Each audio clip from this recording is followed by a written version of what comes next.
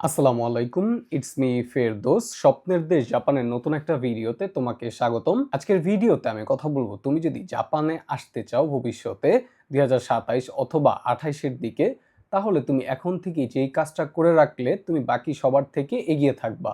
বাকি সবার থেকে এগিয়ে থাকার জন্য তোমাকে অবশ্যই এখনই একটা ব্যাংক অ্যাকাউন্ট খুলে রাখতে হবে। সেটা হচ্ছে বাংলাদেশের যে কোনো একটা সরকারি ব্যাংকে তুমি একটা সেভিংস অ্যাকাউন্ট খুলে রাখবা।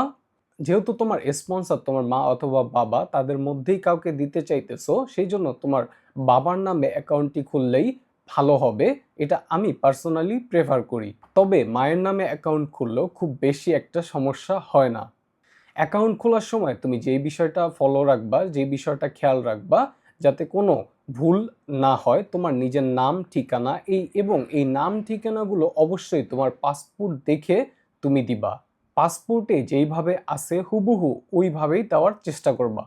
এবং তোমার অ্যাকাউন্টটি যাতে বন্ধ না হয়ে যায়, সেজন্য তুমি মাঝে মধ্যে এই অ্যাকাউন্টে লেনদেন করবে। জাপানে স্টুডেন্ট ভিসার জন্য সিওই অ্যাপ্লাই করতে হবে, আর এই সিওইটি পাওয়া খুব ইম্পর্টেন্ট। বেশিরভাগ স্টুডেন্টরাই এই সিওইটা মিস করে, সেই জন্য তারা জাপানে আসতে পারে না।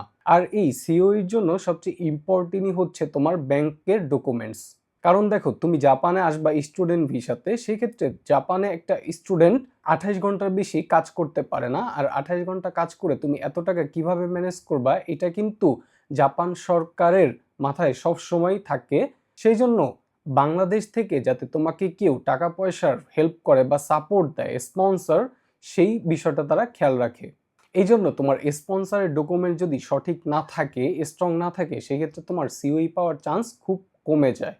ভিডিওটা শেষ পর্যন্ত দেখার জন্য তোমাকে অনেক ধন্যবাদ। এবং তুমি যদি ফেসবুকের পোস্টটি দেখে আমার ভিডিওতে এসে থাকো, তাহলে অবশ্যই চ্যানেলটা সাবস্ক্রাইব করে দিবা আর ভিডিওতে লাইক দিয়ে দিবা। ভিডিওটা দেখার জন্য সবাইকে ধন্যবাদ।